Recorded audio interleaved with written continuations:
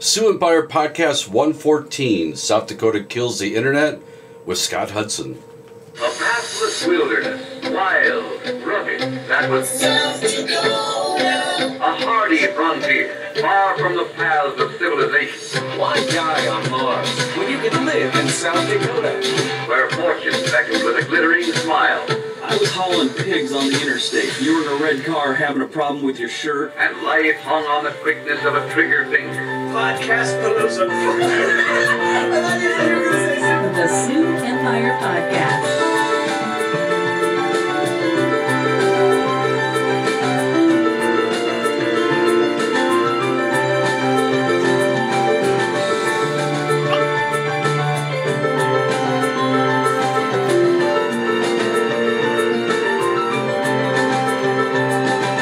Well, hello everyone, and welcome to another great episode of the Sioux Empire Podcast.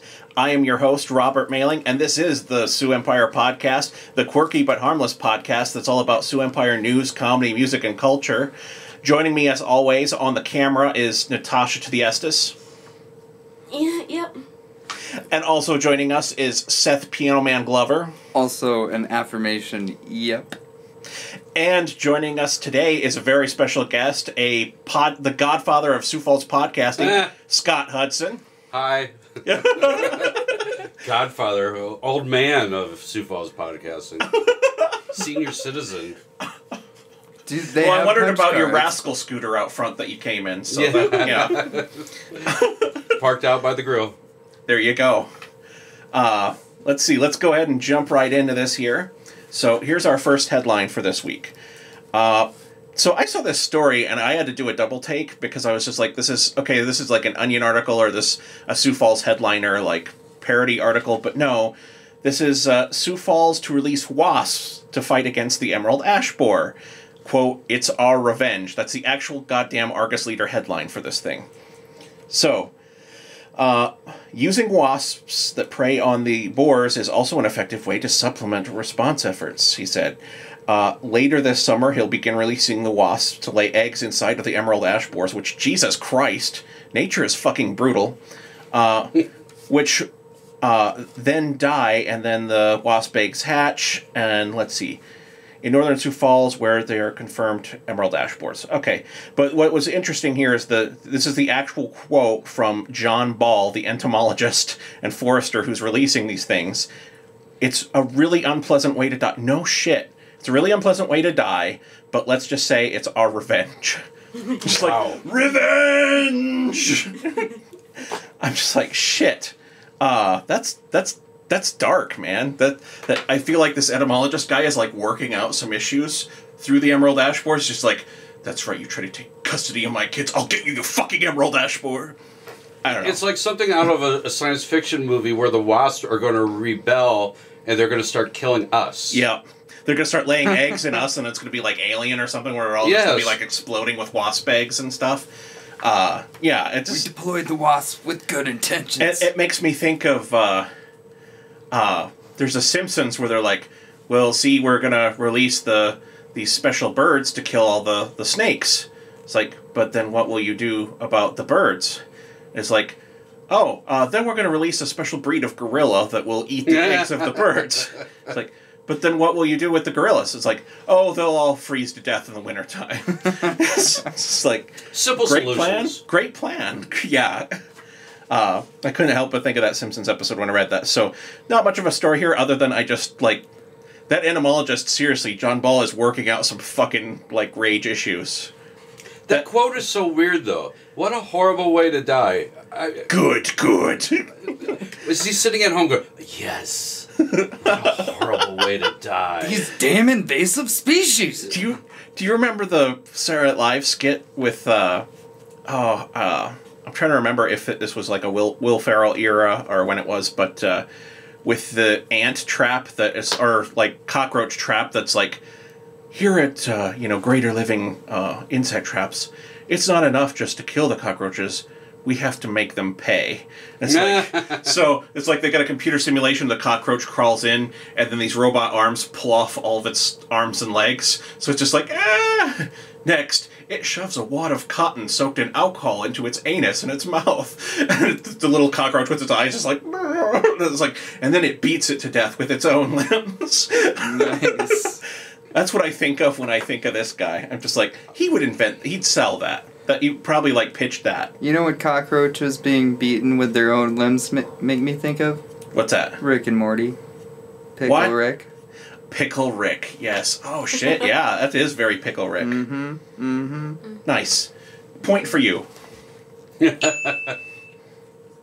Okay, so moving on from our like mad scientist entomologist, a splendid new pleasure palace for our new our oligarch overlords.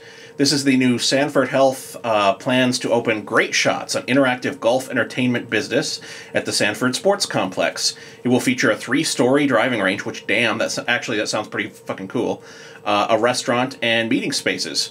Great Shots will also house the Sanford POWER Golf Academy, which I don't know what that is, but it's scheduled to open in late 2019. So, yeah, well, I'm kind of like, man, you know what Sioux Falls needed? Another, like, playground for old white rich people. Yes. But, yes, exactly. you know, that's a demographic that is really underserved here. But at the same token, I'm just kind of like, as I'm getting older and continuing to be white, I'm kind of like, an indoor golf range, that would be nice. That would the only be chance I have of golfing is probably an indoor range. I mean, that is the only way I golf. Yeah, the idea of walking 18 holes for a middle-aged fat guy like me is yeah. I got better. In my 20s, we used it as because I literally can't hit a golf ball. Like if you could tape it to the club, I can't hit it. Every time he takes a swing, it looks like someone blew an air horn in his backswing. Not exaggerating, not making this up. I had one good friend's wife say when she saw me swing the first time, because we had this Wednesday ritual where we'd go to the indoor driving range in Maplewood and just hit, like, because it was like $5 for all you could swing. And so we just had buckets of golf balls and just whack, whack. Not getting any better, but fun to hit shit. And she said, and I quote, "Robert swings like it looks like a 1950s robot swinging a golf club." It's like, thanks, Jenny. Thanks. Yeah. You know, it's only been like 10 years since that quote now, and I'm just like not jealous or not bitter about it at all. Or self-conscious. But no, back in the day in my 20s, golfing was more of an excuse for my group anyway, was to drink, right, drive a golf cart around, right, and smoke cigars. Yeah, exactly. And then my wife made me give up cigars, and now I'm allergic to alcohol, so I'm kind of like, golf is dead. Golf is dead to me.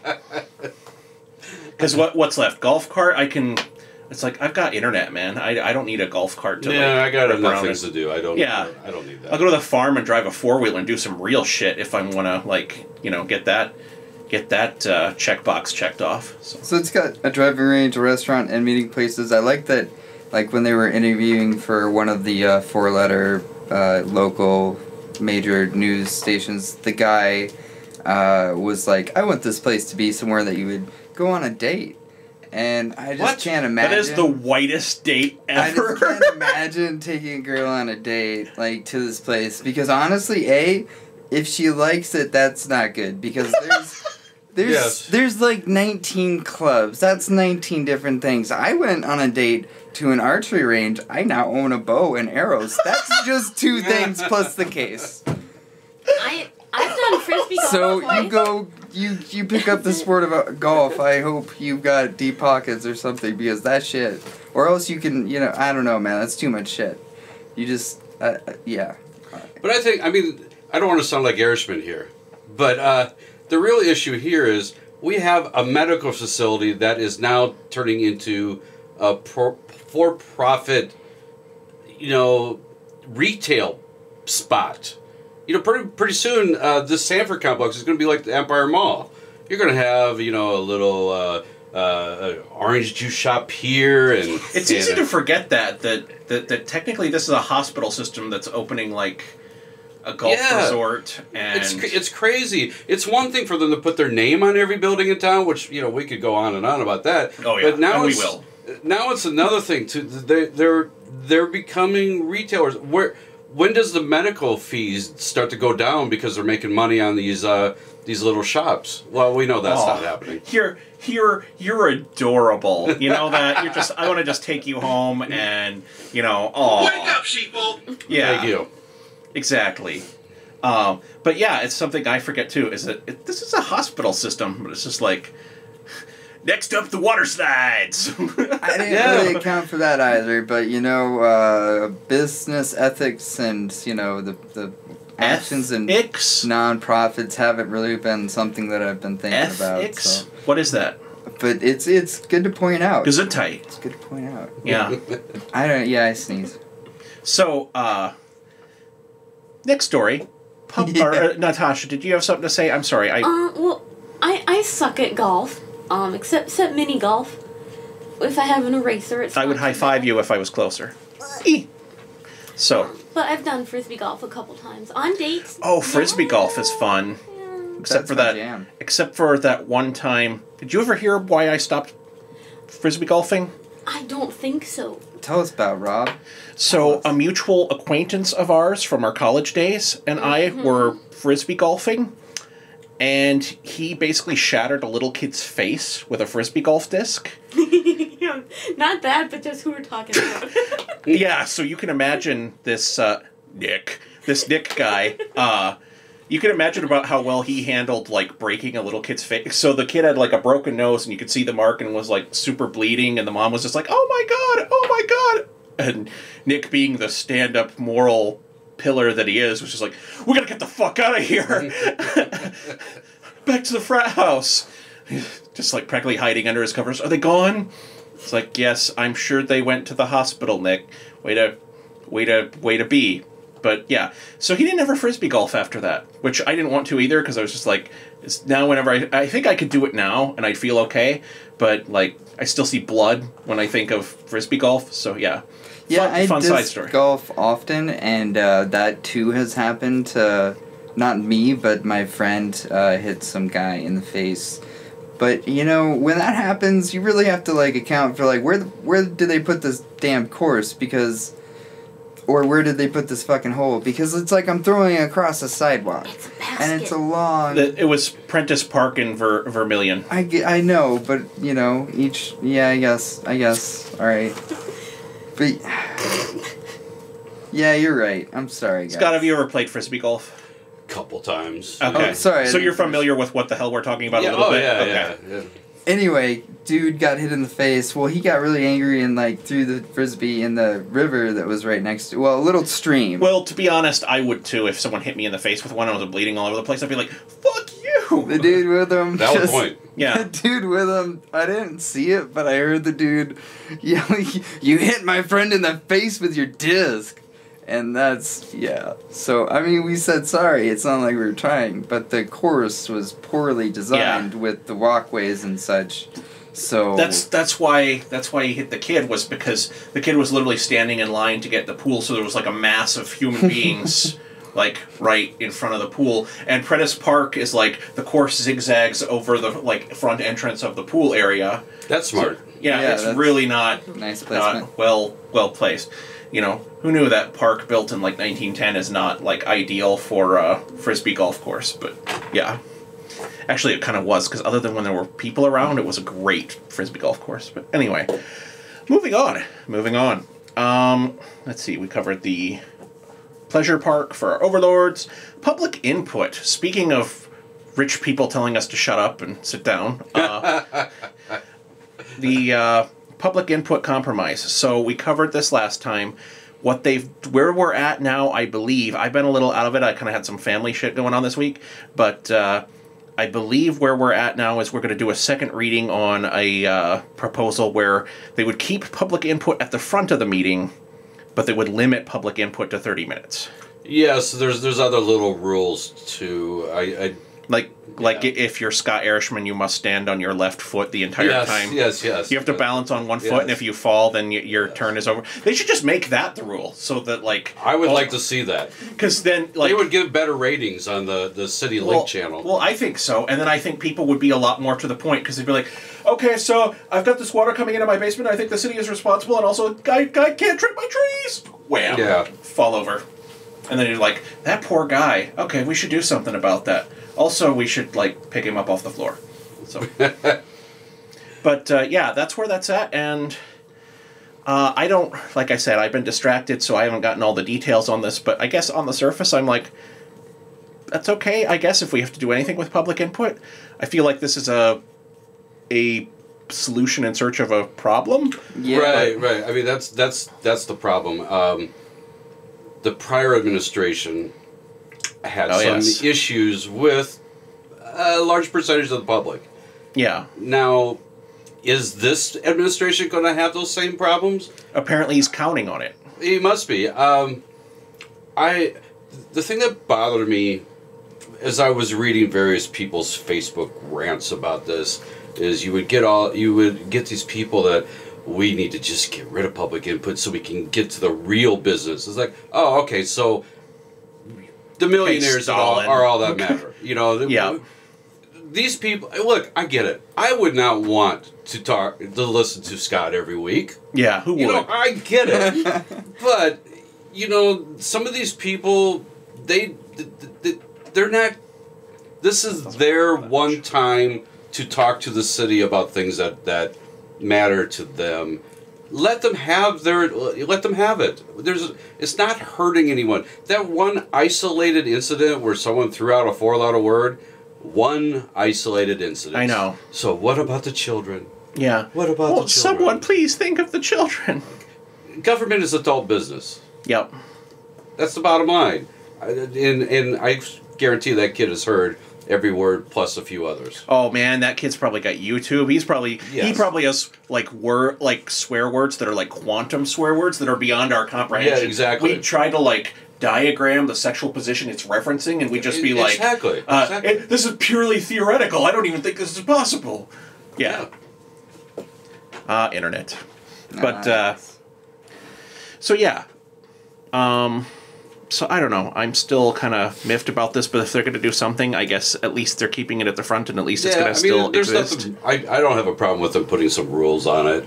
You know, maybe that once a month thing. That's fine. I guess. I just feel like it's a shitty kind of like, why did this even have to be a thing? And yeah,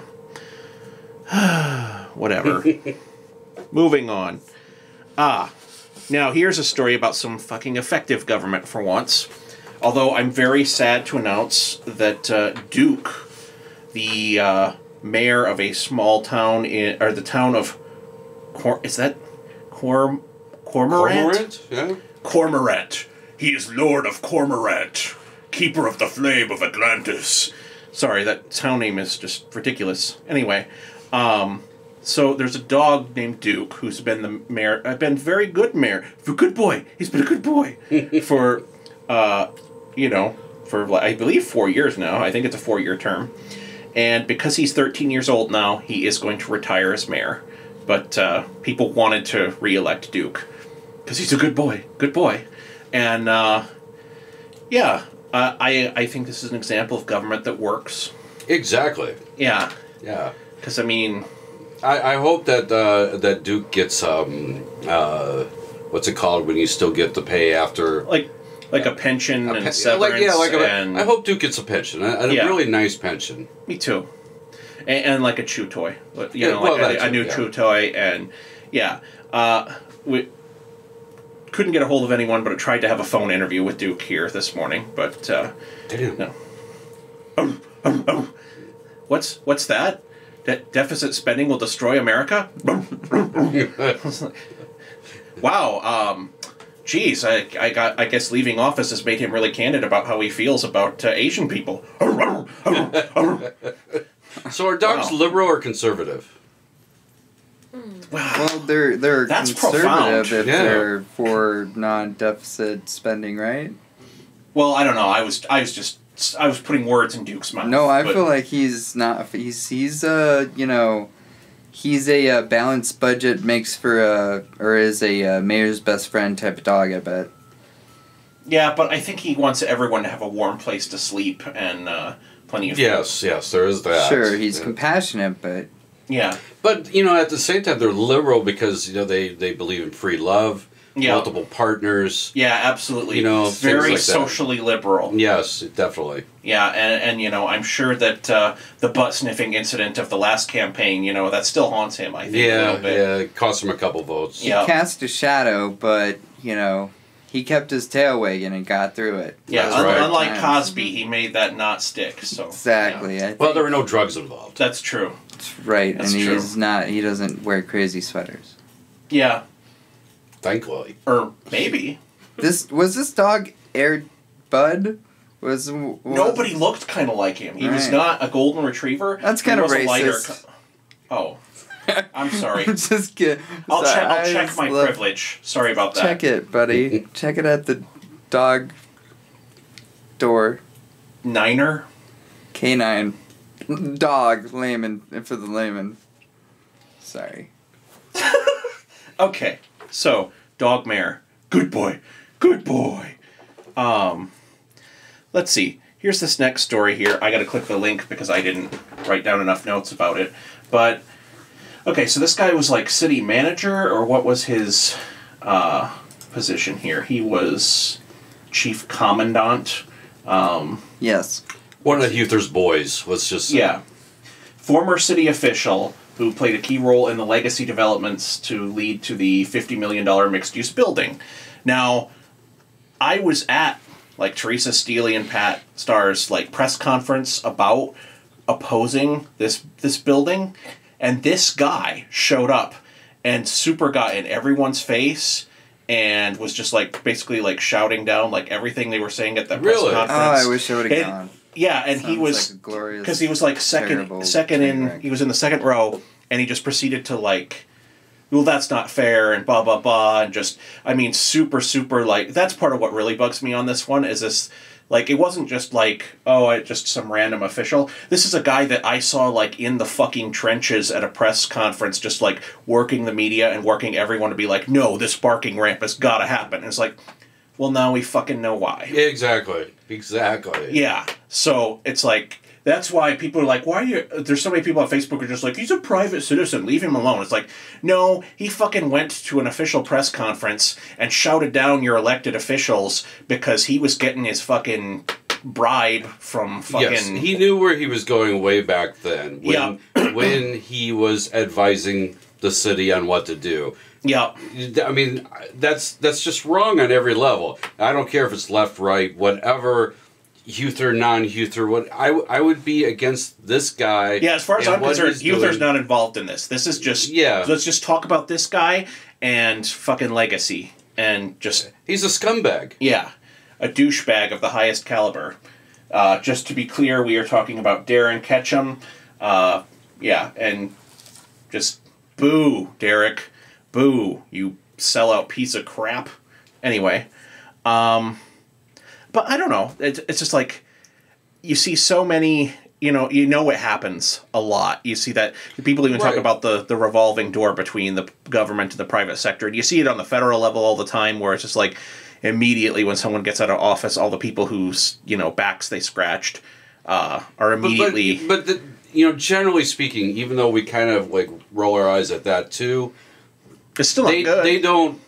They haven't worked for that company in their official, position just a few months before. They may have been friendly to the company, but they're not generally working on negotiating a deal to help them out. This is so blatant, so in our face that it's just insane that people think that this is, oh, that's fine. He's out of city government. He can do what he wants.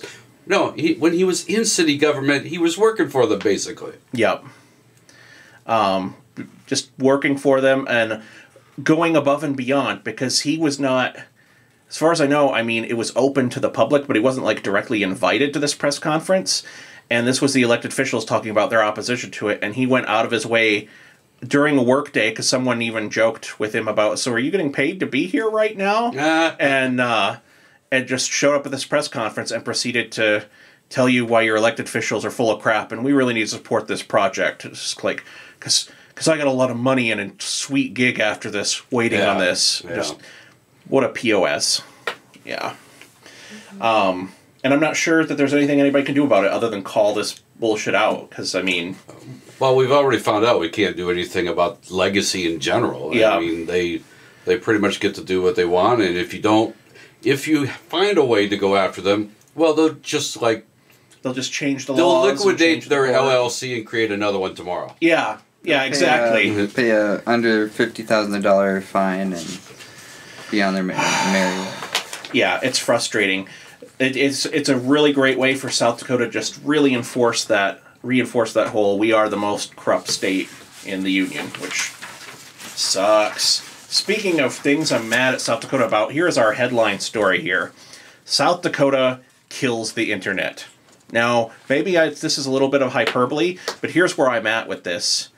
I sell stuff online, and I'm like talking with a lot of like other small business owners, and like Sam's Club, Walmart, Wayfair, Amazon, they're all going to be just fine because they've got the like staff and everything to like get this done.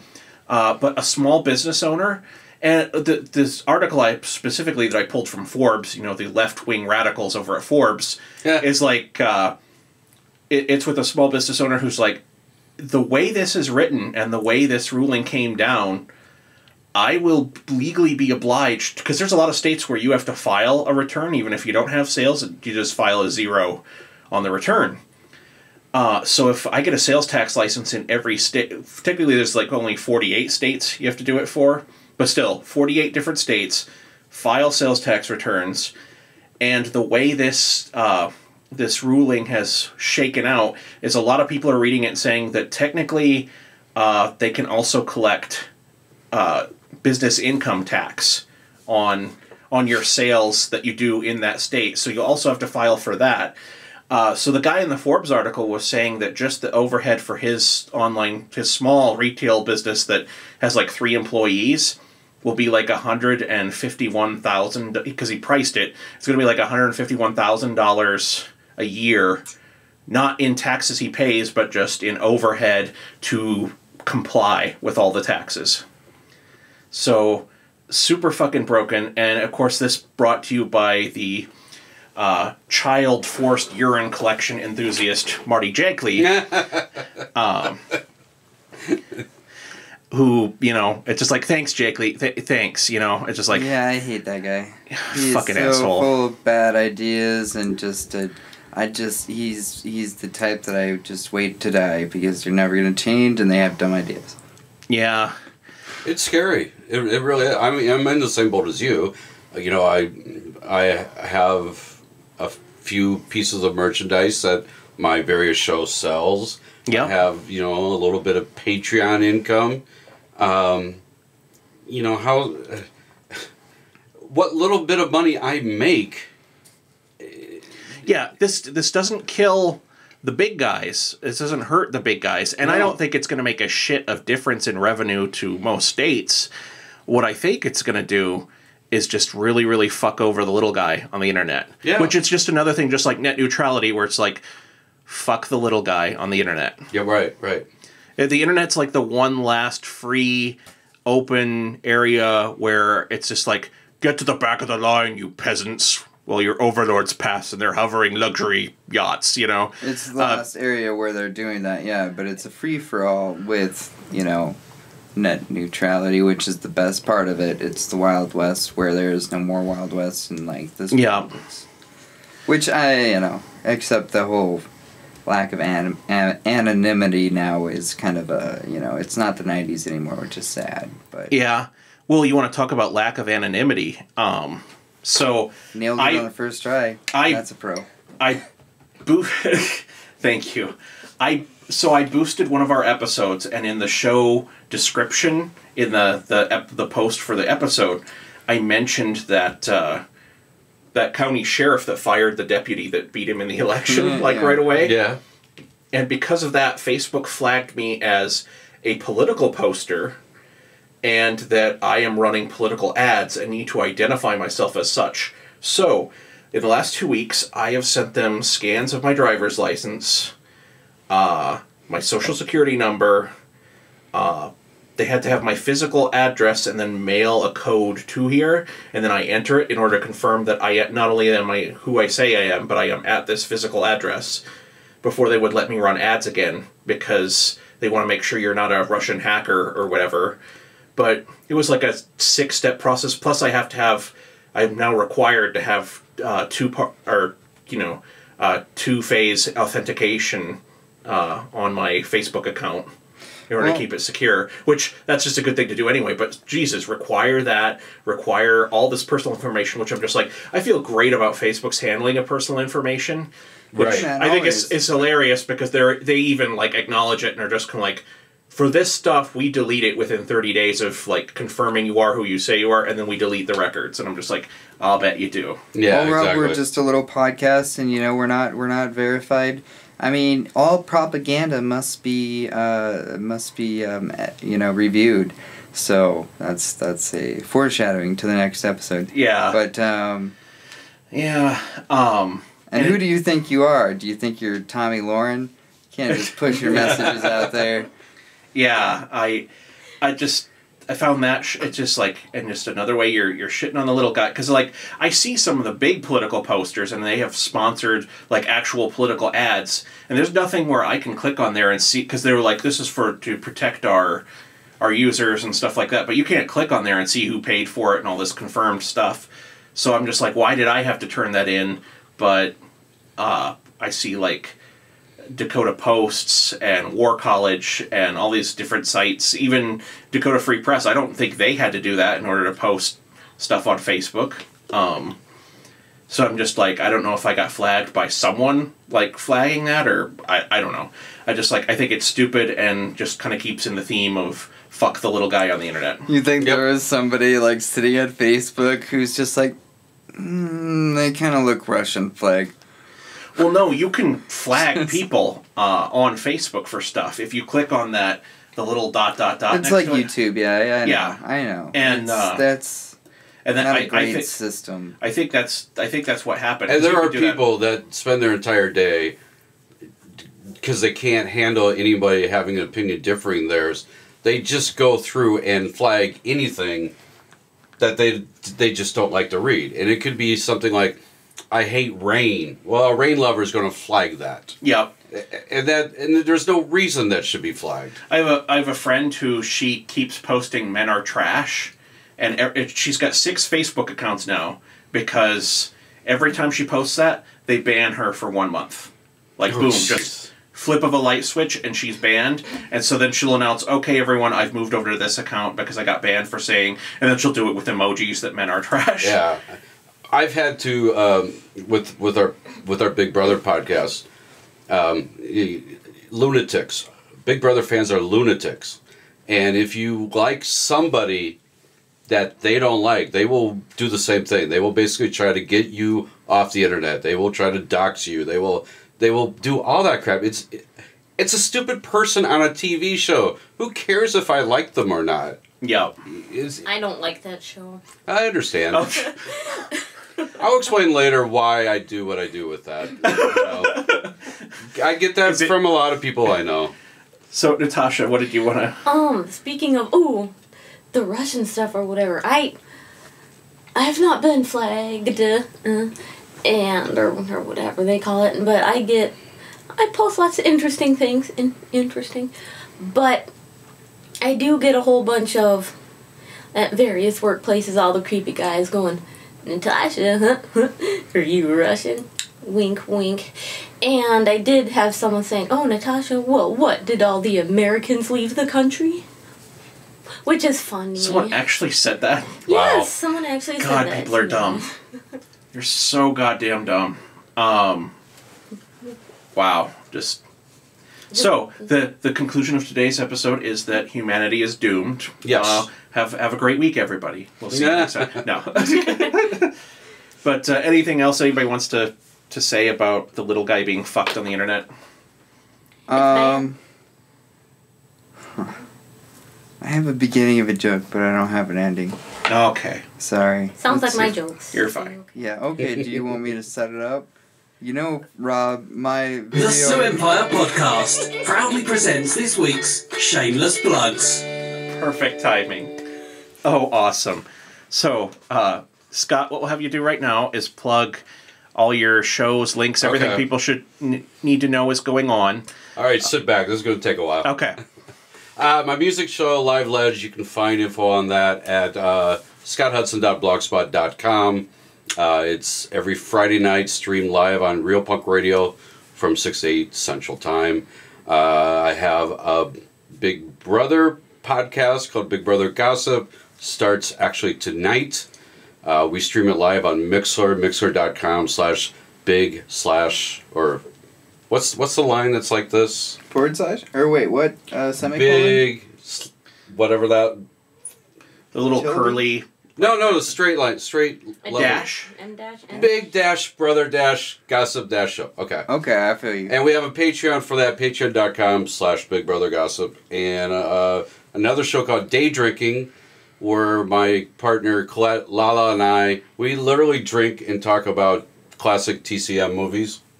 And nice. Patreon.com/Day Drinking. And then there will be an animated little talk show that should be debuting this week. I don't really have TV Party app. Just download that app. You'll find it when it debuts.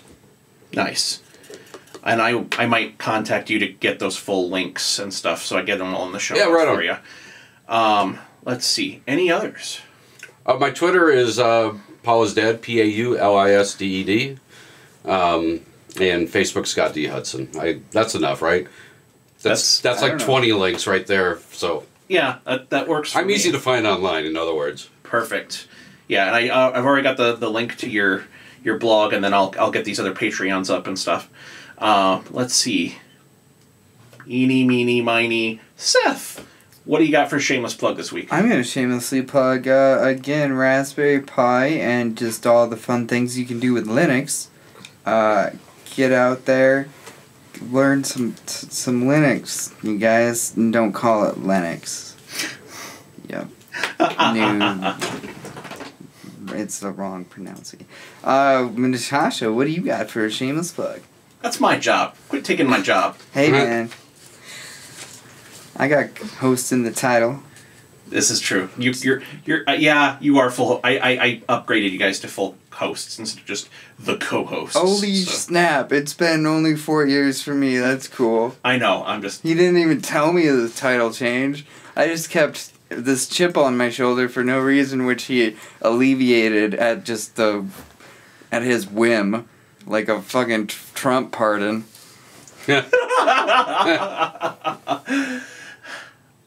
I am your overlord. Anyway, Natasha, what do you got for shameless plug? All my projects, which are incomplete, so that they get complete. Okay. Yeah.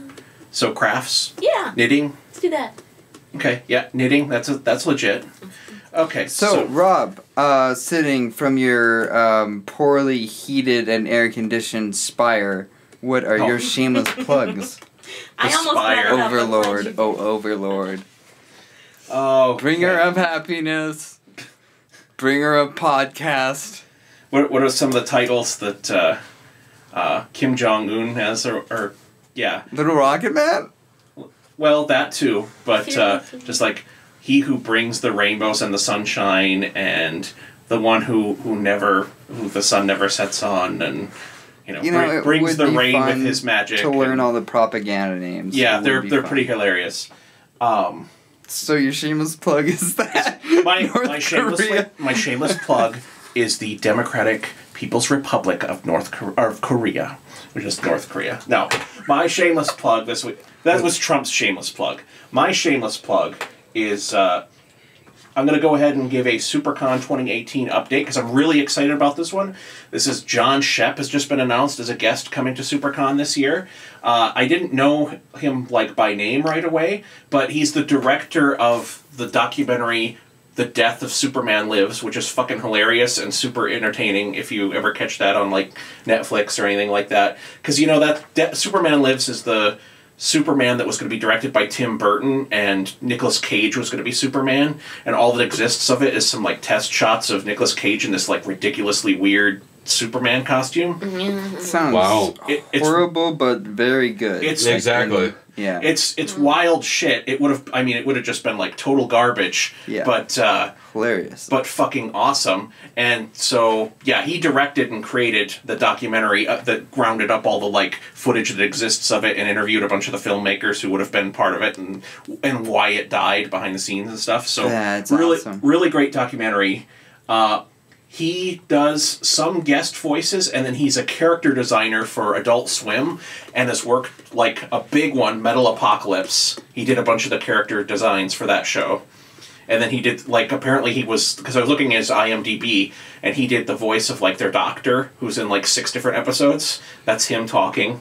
And then, let's see, there's a bunch more here. Superman Lives, Metal Apocalypse, let's see. Venture Brothers. He's involved in Venture Brothers, which is a huge win for me. And he was a big person behind Space Ghost Coast to Coast. Oh, wow. Yeah. So a really big get, like not to be understated, a really big get for SuperCon, and definitely someone who I'm going to be taking some Blu-rays to and having him sign. Nice. For sure. Which is weird for me. I'm not like a hero worship person who gets like signed stuff, and other than locals, obviously, from the wall. But yeah. So I am super, super pumped for this. Super. See what I did there? Yeah. So that's my shameless plug this week. And then also I will do my usual ones of please support us on Patreon if you like what we do here at the Sioux Empire Podcast. That's patreon.com/Sioux Falls. Once again, always we plug SuperCon because they are our brothers from another mother. And then let's see. Live 605, our new brothers from another mother. Please check them out. They are a streaming radio station that does nothing but South Dakota and Sioux Falls local generated content. And now all of the shows in our network that I produce and am involved in are now on their regular schedule for streaming. So like this, if you're listening on Live 605, you're probably listening to us on Monday night. And thank you for listening. And we are super happy to be on Live 605. This is really cool. Great partnership, and I think we're going to have a good time. Let's see. That's all I got this week. We will see you all next time. See you later. Bye. See ya.